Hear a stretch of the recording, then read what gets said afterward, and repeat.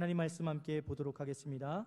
오늘 우리에게 주시는 하나님의 말씀은 신약성경 사도행전 24장 22절부터 27절 말씀입니다. 사도행전 24장 22절부터 27절 말씀 한 절씩 교독하겠습니다. 벨릭스가 이 도에 관한 것을 더 자세히 아는 고로 연기하여 이르되 천부장 루시아가 내려오거든 너희 이를 처결하리라 하고 백부장에게 명하여 바울을 지키되 자유를 주고 그의 친구들이 그를 돌보아 주는 것을 금하지 말라 하니라. 수일 후에 벨릭스가 그 안에 유대 여자 두루실라와 함께 와서 바울을 불러 그리스도 예수 믿는 도를 듣거늘 바울이 의와 절제와 장차 오는 심판을 강론하니 벨릭스가 두려워하여 대답하되 지금은 가라 내가 틈이 있으면 너를 부르리라 하고 동시에 또 바울에게서 돈을 받을까 바라는 고로 더 자주 불러 같이 이야기하더라. 이태가 지난 후 보르기오 베스도가 벨릭스의 소임을 이어받으니 벨릭스가 유대인의 마음을 얻고자 하여 바울을 구려하여 두니라. 아멘. 오랜만에 나오신 분도 계시고 하는데요, 우리 옆 사람과 함께 인사 나누도록 하겠습니다. 당신은 하나님의 복음 일꾼입니다.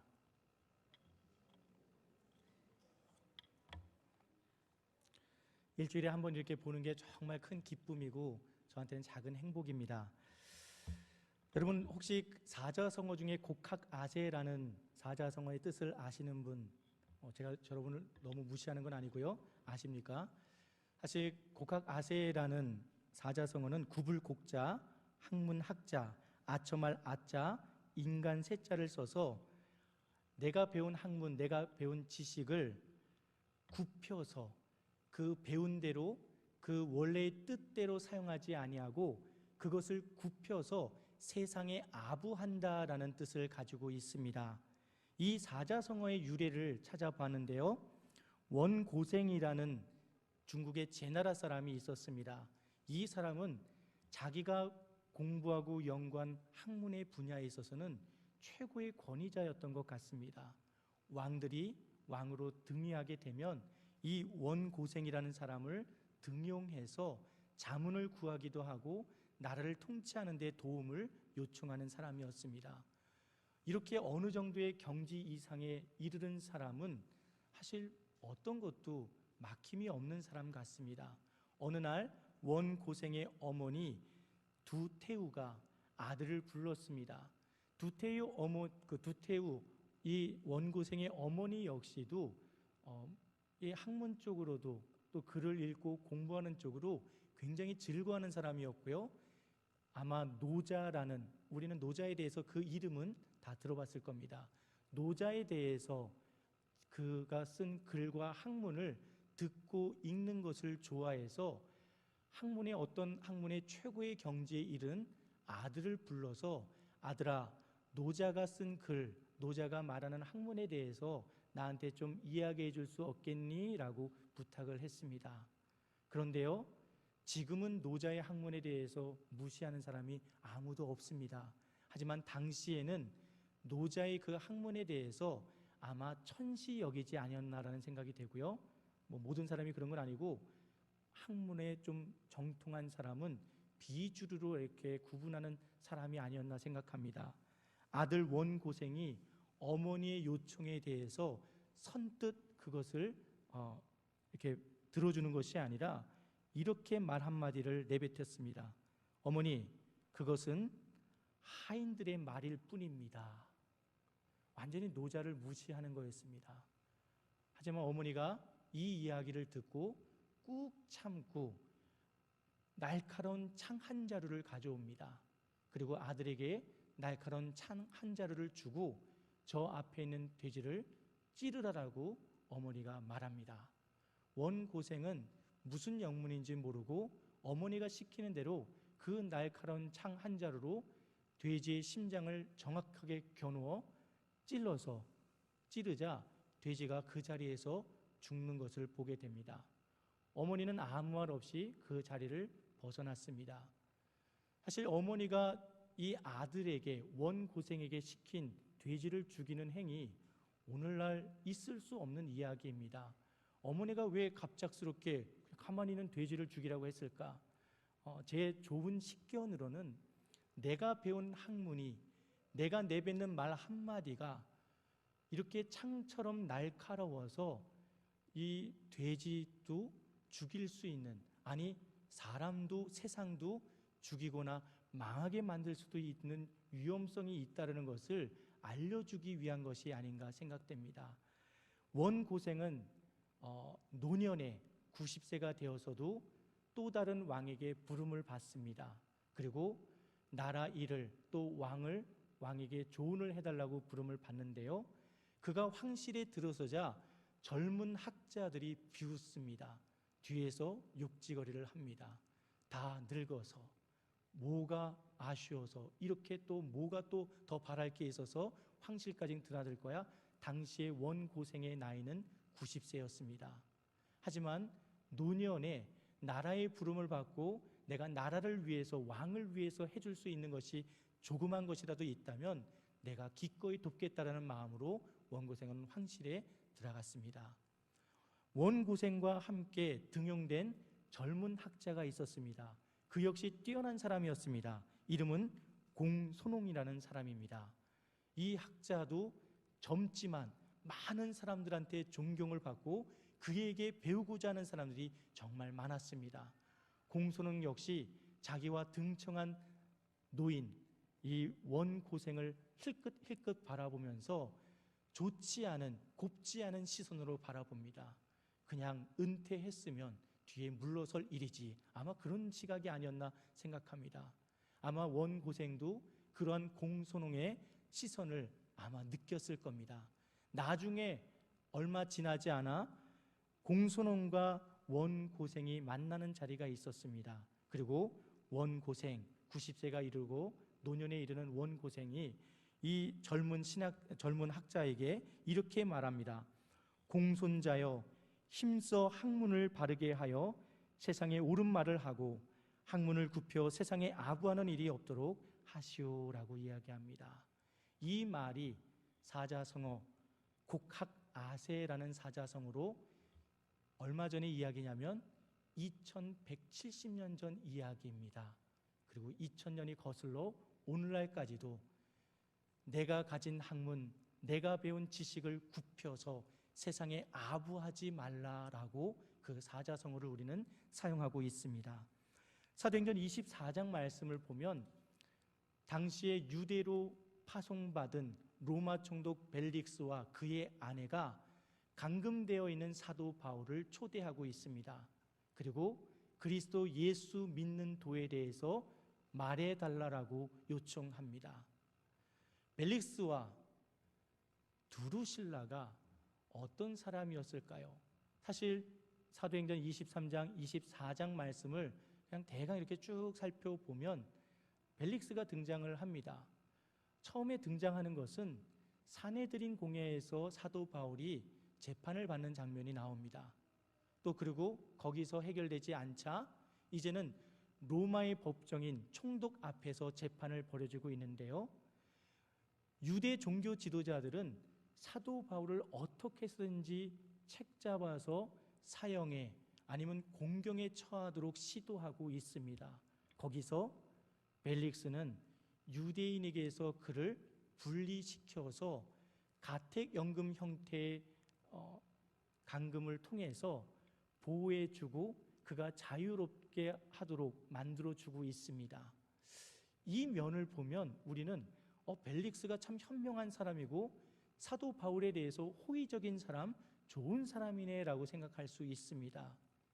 또 그가 더 결정적인 것은 그렇게 감금 상태로, 가택연금 상태로 놔둔 것이 아니라 사도 바울을 초대해서 당신이 믿는 예수님에 대해서, 예수 믿는 도에 대해서 저한테 들려주십시오라고 하는 모습을 보면서 와, 이 사람이 영적으로 갈급한 사람인가? 예수 그리스도에 대해서 더 깊이 알고자 하는 사람인가? 라고 생각할 수도 있습니다. 근데 정말로 그런가요? 우리는 성경 말씀을 흘려서 읽으면 안 되고요, 하나하나 꼼꼼히 봐야 됩니다. 또 성경뿐만 아니라 성경을 좀 더 잘 이해할 수 있는 그 배경을 알게 하는 역사, 문화에 관련된 책들도 살펴볼 필요가 있습니다. 벨릭스는 정말 대단한 인물이었습니다. 제가 이중 언어를 사용했습니다. 대단한 인물이었습니다. 그는 그 신분이 가난한 귀족 출신도 아니고요, 처음부터 금수저를 갖고 태어난 사람도 아니었습니다. 흙수저? 아니 똥수저 같은 사람이었습니다. 노예의 신분이었습니다. 로마의 노예였고, 좀 더 낫다고 보면 황실에서 노예 생활하는 사람이었습니다. 여러 사람들의 시중을 들고 눈치를 보는 그런 사람이었습니다. 하지만 어느 날 로마 황제의 신임을 얻고 지금 여기 유대 지역에 파송된 로마의 총독이 될 만큼 그 신분도 지위도 상승한 사람입니다. 여러분, 이게 쉬운 일입니까? 하나님의 은혜 아닙니까? 그렇게 간단하게 말할 수 있습니까? 아마 이 벨릭스는 내가 이 자리까지 올라가기 위해서 정말 모든 것을 다 쥐어 짜내서 버텨내고 이겨내고 극복해서 그 자리까지 올라갔을 겁니다. 제가 좋게 표현을 했죠.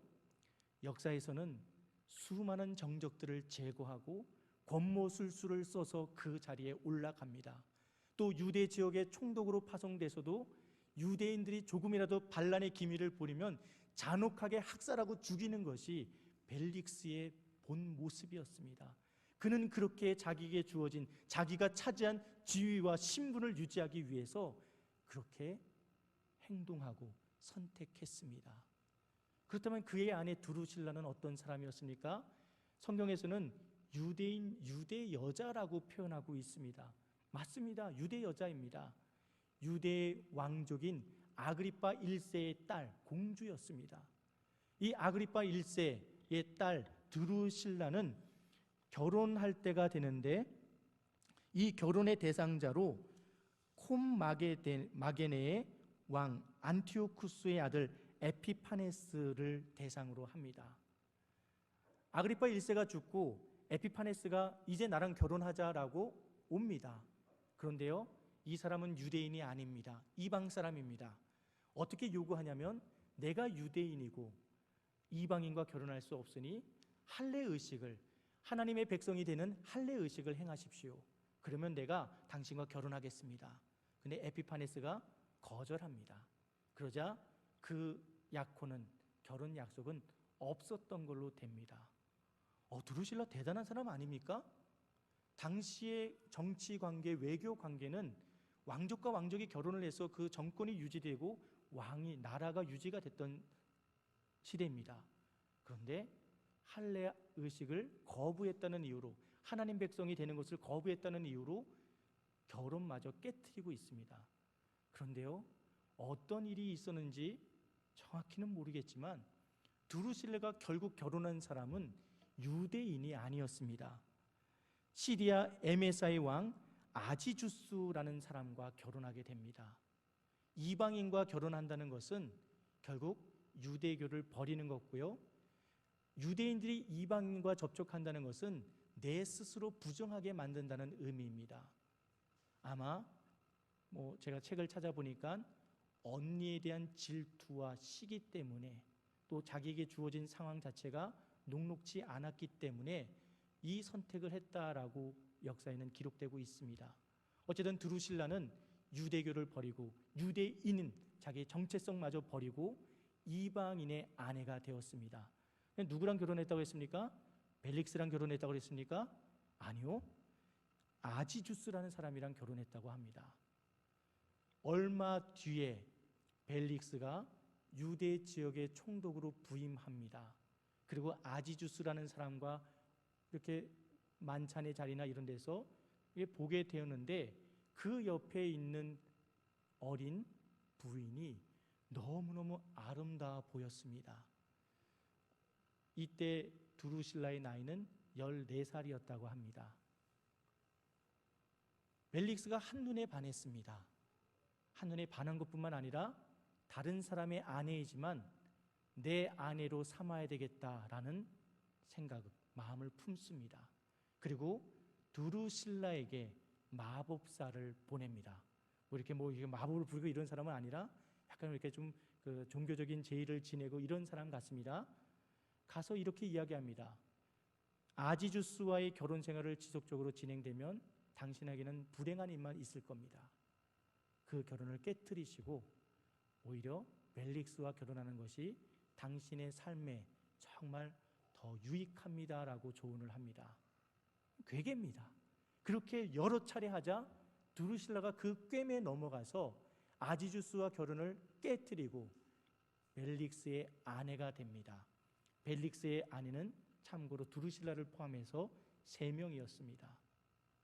두루실라 역시 종교적인 신념도 자신의 안위를 위해서 자신의 시기 질투를 하는 마음으로 가졌을 때 언제든지 버릴 수 있는 인물이었음을 우리는 확인하게 됩니다. 그런데 이런 잔혹하고 권모술수와 수단과 방법을 가리지 않고 저 높은 위치까지 올라갔던 벨릭스와 자신의 안위만을 생각하는 두루실라가 사도 바울을 청하고 있습니다. 그리고 예수 믿는 도를 들려달라고 이야기합니다. 어떤 의미였을까요? 어쩌면 이들이 내가 너무너무 지금까지는 고달픈 삶을 살았으니까 나에게 위로의 말씀을 해주십시오라고 했을 수도 있습니다. 하지만 저는 이 말씀의 전후 문맥을 살펴봤을 때 두루실라도 벨릭스도 그런 의도에서 사도 바울을 부른 것 같지는 않습니다. 두루실라는 유대인이었습니다. 유대교를 신봉하는 사람이었습니다. 그런데 사도 바울은 어떻습니까? 그가 유대인이었지만 예수 그리스도를 만남으로 예수 그리스도의 도를 쫓는 사람이 되었습니다. 신흥 종교에 영향력 있는 지도자가 감금되어 있습니다. 두루실라의 마음에서는 내 심정 아시죠? 내가 유대교를 왜 버렸는지, 유대인인 것을 왜 포기했는지 아마 당신은 알지 않겠습니까? 내 마음을 알아주십시오. 그리고 나를 인정해 주십시오. 사람들한테 그렇게 얘기해 주십시오라는 그런 마음 아니었을까요? 벨릭스가 총독이 돼서 잔혹하게 그 지역을 다스립니다. 유대인들이 자꾸만 로마 황제한테 민원을 넣고 그리고 상소를 올립니다. 그의 위치가 너무너무 위태로웠습니다. 분명히 벨릭스의 법정에서 사도 바울은 무죄라는 사실을 그는 알고 있었습니다. 그런데 놔주지 않습니다. 사면하지 않습니다. 가둬두고 있습니다. 사도 바울을 보호하기 위해서요? 아니요. 성경에서는 유대인들의 환심을 사기 위해서 그가 지속적으로 사도 바울을 감금하고 있다라고 이야기합니다. 그 역시 위태로운 자신의 위치 속에서 자신을 지지해주고 격려해주고 칭찬해줄 사람이 필요했습니다. 어쩌면 이 예수라는 사람을 쫓는 사람들이 좀 더 많아지면 나를 지지해주는 커다란 세력이 되지 않을까라는 그런 기대감을 가졌을 수도 있습니다. 사도행전 24장 3절 말씀에서는 벨릭스의 재판정 위에 사도 바울이 고소를 당한 사람으로 서 있습니다. 그리고 유대 종교 지도자들은 법률 전문가를 데리고 옵니다. 제가 일부 예배 때는 이름이 생각나지 않아서 막 이렇게 또 원고에 또 놓쳐가지고 많이 좀 더듬었는데요.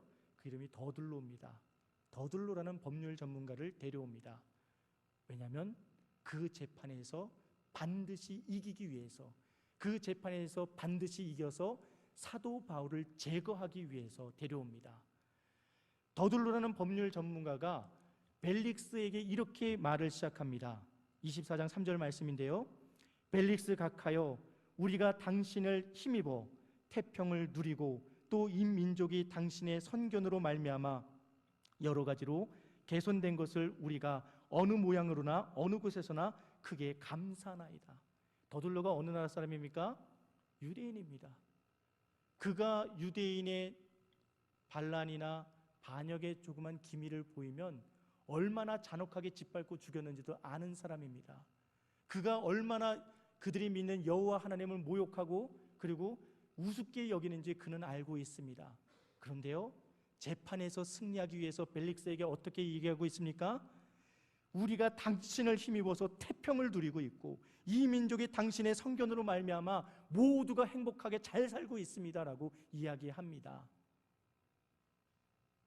벨릭스는 사도 바울에게서 이런 이야기를 듣기 원했던 것은 아닌가 모르겠습니다. 요즘은 인터넷이 너무너무 잘 돼 있고요. 스마트폰도 잘 돼 있어서 어디서나 말씀도 들을 수 있고 설교도 들을 수 있습니다. 또 어디서나 기도할 수 있고요. 또 교회가 참 많다 보니까 우리가 정말 기도하고 싶어 하면 언제든지 교회에 나와서 기도할 수 있습니다. 그런데요, 어떤 모습으로, 어떤 마음으로, 어떤 태도로 말씀을 듣고 어떤 모습으로 기도합니까? 내가 듣고 싶은 것만 듣기 원하고 있지는 않습니까? 내가 말하고자 하는 것만 기도하고 있지는 않습니까?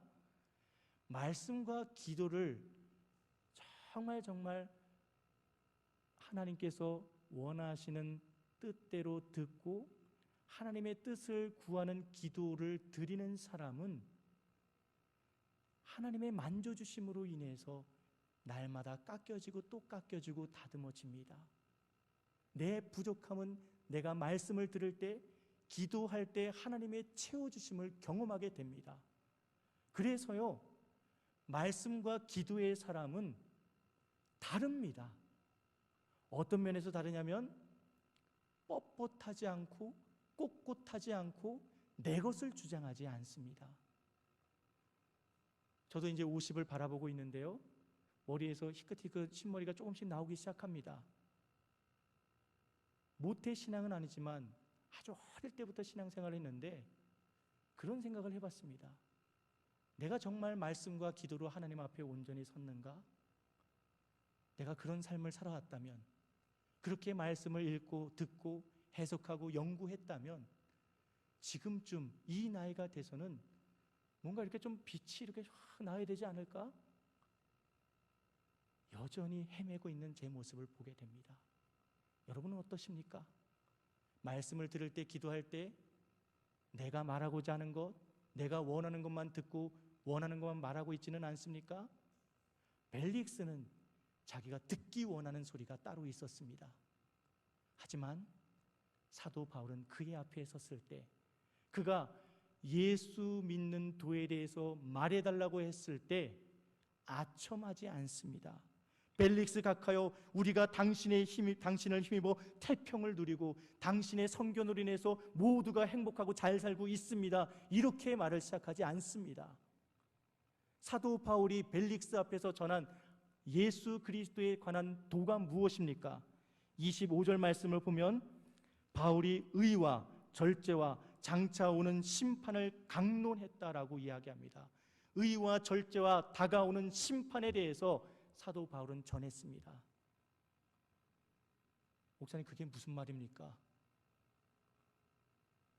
저도 사도 바울이 벨릭스와 드루실라 앞에서 전한 그 설교문을 봤으면 참 좋겠습니다. 하지만 사도 바울의 여러 서신을 통해서, 또 사도행전에서 사도 바울이 많은 사람들 앞에서 설교하고 말씀을 전했던 자료를 통해서 추정해 봅니다. 제가 아니라 많은 신학자들이, 그리고 이렇게 해석을 하고 있습니다. 여기서 말하는 의는 벨릭스의 유명한 잔인함과 압제의 죄와 관련 있다. 그의 잔혹함, 권모술수, 잔꾀, 잔인함, 이 모든 것이 의롭지 못하다라고 말했을 거다. 절제, 두루실라에게 이끌려 그녀와 결합하도록 만든 억제할 수 없는 욕정에 대해서 네가 절제하지 않은 삶을 살았다라고 책망했을 거다. 장차 오는 심판, 네가 이렇게 부도덕하고 잔혹하고 자기 자신만을 위한 삶을 살았기 때문에 임박한 하나님의 심판에 대해서 너는 모면할 길이 없을 것이다. 무서운 얘기 아닙니까? 이 얘기를 듣고 섬뜩하지 않습니까? 그런데요, 존 스토트 목사님은 조금 다른 시각으로 이 본문을 봅니다. 존 스토트 목사님은 첫 번째, 이 의에 대해서 나쁜 것, 불의한 것, 이렇게 불공정한 것에 반대되는 뜻의 의가 아니라 하나님께서 우리를 구원하기 위해서 의롭게 칭해 주셨다라고 했을 때 칭의의 행위에 사용된 의다라고 이야기합니다. 헬라어로는 디카요시네라는 단어를 쓰고 있는데요, 이 단어가 칭의, 믿음으로 의롭다함을 받았다라고 했을 때 그 의를 가리킵니다. 그래서 사도 바울의 설교는 이런 설교였을 것으로 존 스토트 목사님은 말합니다. 어떻게 하면 죽을 수밖에 없는 우리가 하나님 앞에 의롭다 칭함받을 수 있을까? 어떻게 하면 날마다 우리에게 주어지는 죄의 유혹 속에서 흔들림 없이 내 스스로를 통제하고 절제해서 하나님 앞에 바로 설 수 있을까? 어떻게 하면 다가오는 그 심판 앞에 구원받은 자로서 하나님 앞에 설 수 있을까? 이 말씀을 사도 바울이 벨릭스와 드루실라 앞에서 전할 때 벨릭스는 두려움에 빠집니다. 어느 누구도 감히 그 앞에서 바른 말을 하는 사람이 없었습니다. 사도 바울 역시 데오빌로 각하여 당신 때문에 우리 모두가 태평성대를 이루고 있고 모두가 잘 먹고 잘 살고 있습니다, 이 말을 듣기 원했는데 예수 그리스도를 믿지 않으면 당신이 지금까지 정말 수단과 방법을 가리지 않고 열심히 살아서 이 위치까지 올라갔지만 그것으로 구원받을 수 없습니다. 결국 그건 역시도 멸망에 이르는 길입니다. 당신이 구원받기 위해서는 예수 그리스도를 믿어야 됩니다. 그분이 보여주신 그 십자가의 길을 걸을 수 있는 사람만이 하나님의 심판 앞에 당당히 설 수 있습니다 라는 그런 말씀을 전했을 때 벨릭스는 두려움에 빠집니다. 그리고 사도 바울을 손짓하면서 지금은 이제 더 이상 듣고 싶지 않으니까 물러가십시오 라고 이야기합니다. 여러분이 벨릭스와 같은 인물 앞에, 세상 앞에 서게 된다면 어떤 말로 그들에게 주님의 사랑을, 복음을 전하겠습니까? 여러분은 어떤 모습으로 세상에서 살고 있습니까? 벨릭스 각하여 당신이 최고입니다, 그렇게 말하고 있지는 않습니까?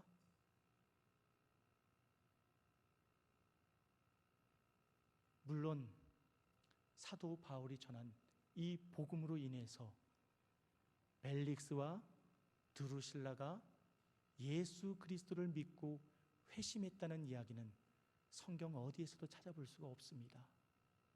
오히려 세상은 벨릭스와 같은 모습으로 우리를 대할 겁니다. 26절 말씀 같이 한번 읽어볼까요? 26절 말씀입니다. 동시에 또 바울에게서 돈을 받을까 바라는 고로 더 자주 불러 같이 이야기하더라. 사도 바울에게 무슨 돈을 요구한 겁니까? 좀 더 가택연금 상태에서 편하게 지내려면 돈 있으면 좀 내봐라. 나한테 사명권이 있는데 너 사면되기 원하면, 가택연금 상태에서 풀려나기 원하면 좀 이렇게 수소문해서 돈 좀 이렇게 융통해서 가져와봐라 라고 이야기합니다. 사도 바울이 벨릭스에게 전한 것이 무엇입니까? 너 똑바로 안 하면 죽어, 협박하고 그렇게 경고했습니까? 저는 그렇지 않다고 봅니다. 사도 바울은 예수 그리스도께서 내 죄를 대신해서 죽으셨다라고 얘기합니다. 그 주님을 믿지 아니하면 구원받을 수 없다라고 말합니다. 거기에 대한 두려움을 갖게 된 벨릭스가 뭐라고 얘기하냐면, 너 지금 네 신분을 생각해봐, 네 위치를 생각해봐, 네 상황을 봐. 너 내가 손 하나 까딱하면 그냥 죽을 수도 있고 살 수도 있는 거야. 나한테 칼자루가 주어져 있어.